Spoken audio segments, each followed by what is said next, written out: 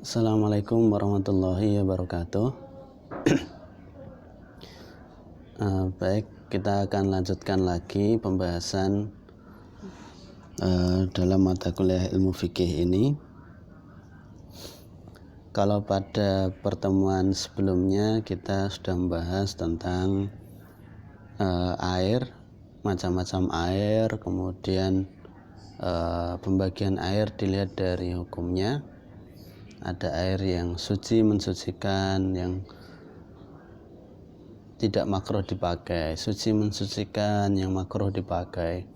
Kemudian ada air yang suci tapi tidak bisa mensucikan, dan yang terakhir ada air najis atau air yang mutanajis. Nah, pada pertemuan kali ini kita akan membahas tentang ketika kita sudah mengetahui bahwa air itu suci, mensucikan, tidak makruh untuk dipakai, maka berikutnya kita akan membahas tentang proses toharoh berikutnya, yakni yang pertama ini wudhu.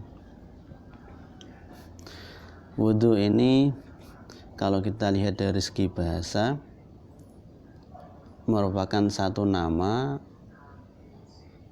untuk aktivitas membasuh sebagian anggota badan. Jadi kata wudhu itu di bahasa Arab itu diambil dari kata wadho'ah yang berarti baik dan indah. Wadho'ah, baik dan indah, al-husnu wal jamal. Jadi wudhu dari segi bahasa artinya membasuh sebagian anggota badan kita. Jadi kalau saya membasuh kaki saya semisal, dari segi bahasa itu bisa dikatakan sebagai wudhu, meskipun saya nggak niat. Ini dilihat dari segi bahasa, dari segi bahasa Arab. Kemudian dalam terminologi fikih, dari segi syarak, wudhu ini kemudian didefinisikan sebagai ismun li ghasli a'dha'in mahsusatin biniyatin mahsusatin ala wajhin mahsusatin. Jadi nama atau terminologi untuk aktivitas membasuh bagian-bagian anggota badan tertentu dengan niat tertentu, dengan cara tertentu. Bagian tertentu itu apa? Itu yang kemudian nanti akan dijelaskan ketika kita membahas tentang fardunya wudhu.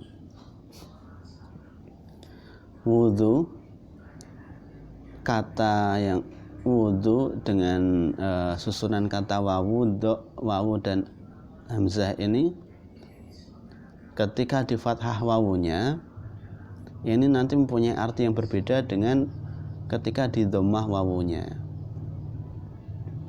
Jadi wadhu dengan wudhu itu punya arti yang berbeda.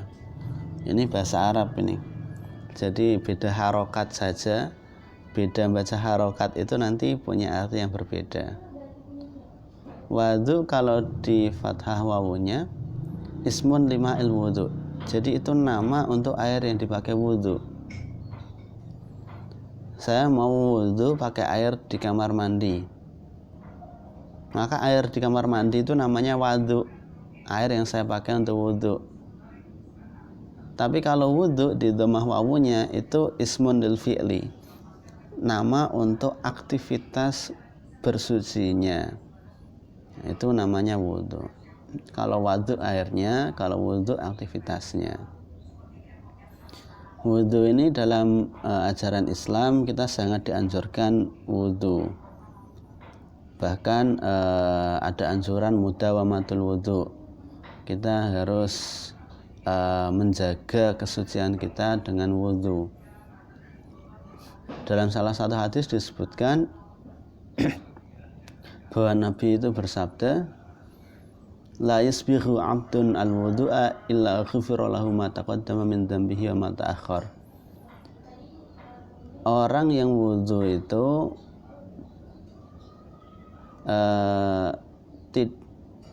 orang yang melaksanakan wudhu itu nanti akan diampuni dosa-dosanya yang terdahulu atau yang akan datang.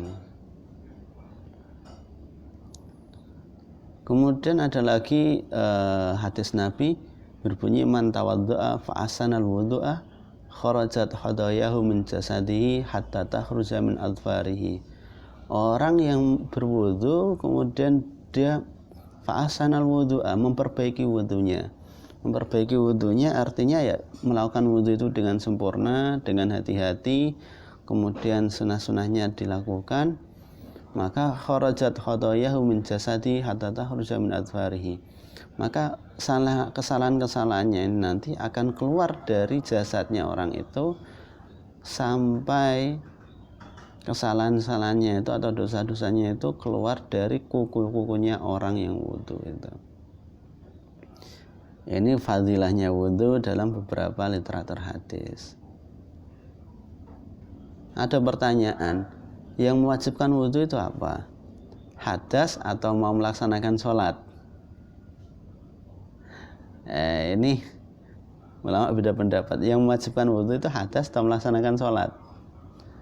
Ini pendapat yang lebih mu'tamad. Yang mewajibkan wudu itu hadas. Nah, terus kenapa kalau kita mau sholat kok diwajibkan wudu?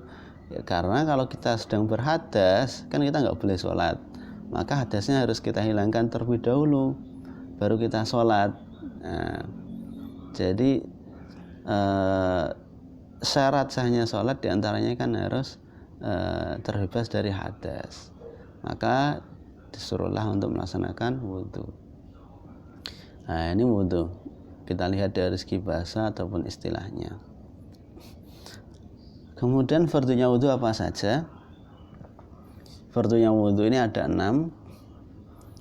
4 dari fardunya wudhu itu disebutkan dalam Al-Quran, tapi ada 2 fardu yang lain disebutkan dalam hadis. Artinya terkadang dalam banyak masalah itu Al-Quran tidak menyebutkan sampai dengan detail, namun di sini hadis kemudian memperjelas apa yang dimaksud oleh Al-Quran.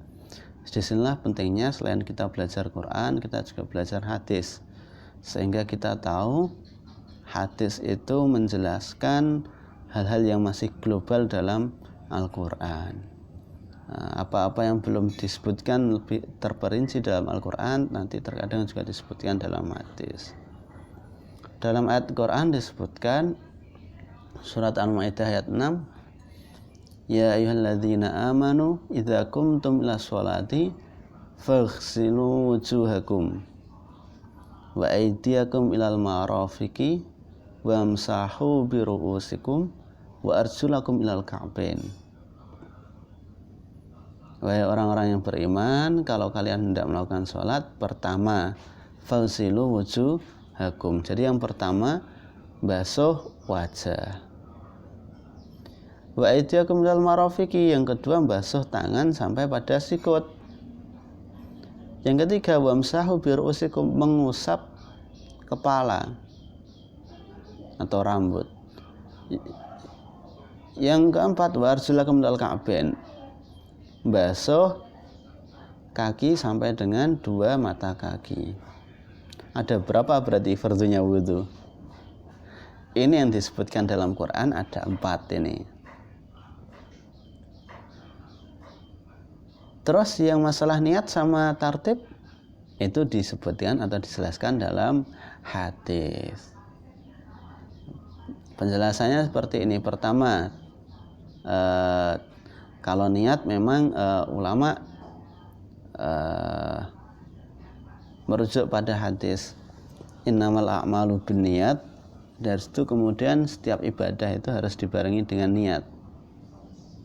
Wudu mau sholat itu juga mau sholat niat, wudu niat, nanti mau mandi jenabat juga niat, mau melaksanakan zakat juga ada niatnya. Artinya semua aktivitas ibadah kita harus dibarengi dengan niat, gitu kan. Innamal a'malu binniyat, berlandaskan hadis itu. Kemudian ulama fikih membuat satu kaidah al-umur bimaqasidiha, segala sesuatu itu tergantung tujuan atau niatnya. Maka dari itu di sini kemudian niat menjadi fardunya wudu yang pertama. Karena niat letaknya ya di awal ibadah, di awal aktivitas kita. Gitu.